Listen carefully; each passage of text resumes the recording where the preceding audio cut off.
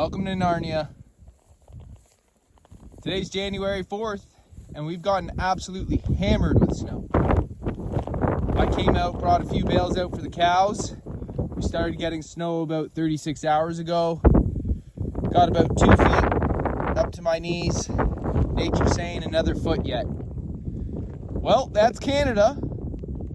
And just last video, it was New Year's Eve, and I was talking about how we get mild spouts throughout the winter and how we use that to our advantage. If you see that video, there was virtually no snow on the ground. None. Now, caked. And it looks like we're going to be caked for the next 30 days at least. Well, the 14-day is showing that, and I don't see it letting up. But anything's possible. I did mention January, February. Those are our right winter months, and we had the cows off of hay December 27th, and we grazed right up until this morning. It was January 4th. So all that time, we bought ourselves feed from the ground, and we leveraged our land.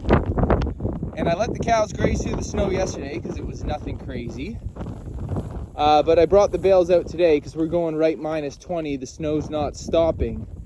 And I could have waited till the afternoon. But our rumens are full. And that's what made me think, maybe I can. But I know that it would be quite a mission for the cows. When I came in the morning, they were all huddled in the bush over there, which is great, that's what it's for. But they wouldn't have been too incentivized to come out here, especially with the winds being crazy. And so, I got to do a bit more work to free up. And even then, I can tell that that inch close to the ground is starting to get hard snow / ice. And so, time for the bales to come out. If I can do a turn on the field with the tractor and not put any ruts or ruin the soil, then the bales can come out to take the cattle's impact. Because as you can see, we got plenty of cushion for the pushing around the bale here. So we're not going to worry about punching. And this is what it's all about, folks. I talked about how we're anticipating to save 40% on winter feed costs. That means the other 60% we're feeding hay, and that's what we're doing now. So January, February, going to be feeding the most hay out of any of the months. That's our estimate. I think it's pretty fair to say. We do have grass waiting for them under here if we get a thaw spell. Shoulder season, the first one treated us good. We fed 50% the amount of hay that we would be feeding, with a primarily hay feeding program. And then the second shoulder season being March, April, we're gonna have grass. And we still have grass on the other side of the farm. I forgot to mention that in previous videos. We got 12 acres yet over there. Still some left in this section that we're in, which is about 8. And then the other side of farm altogether, we have rested fields. So, things are gonna be going well for us, I imagine. But farming tends to throw a curveball, but we're ready for it because we got bales stocked in the barn. We got cattle with plenty of bush. We got cows eating well. We're saving feed costs where we can.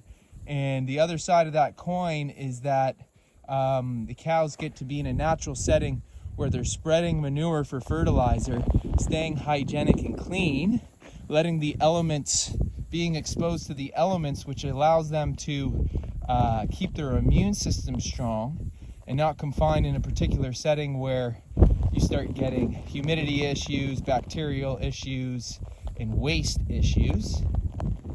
And we have hardy cattle for it. So it's a win-win-win. So we are checking our cows multiple times a day, making sure everything's good. We want to keep on that. And, we're having fun out here doing what we love.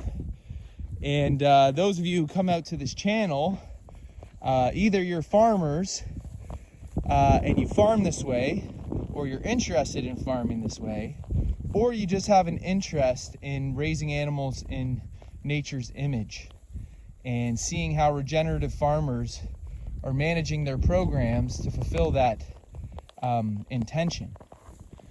And well, on this farm, this is what it looks like. There's plenty of good people out there. I say good people, I just mean there's plenty of people out there doing this and doing well. And a lot of people think, you know, you can't have your cows out, which really blows my mind, because if you run cows, you would know a thing or two about cows, and you know that they have a lot of fat and a thick hide and shaggier coats in the winter, which protect their vital organs.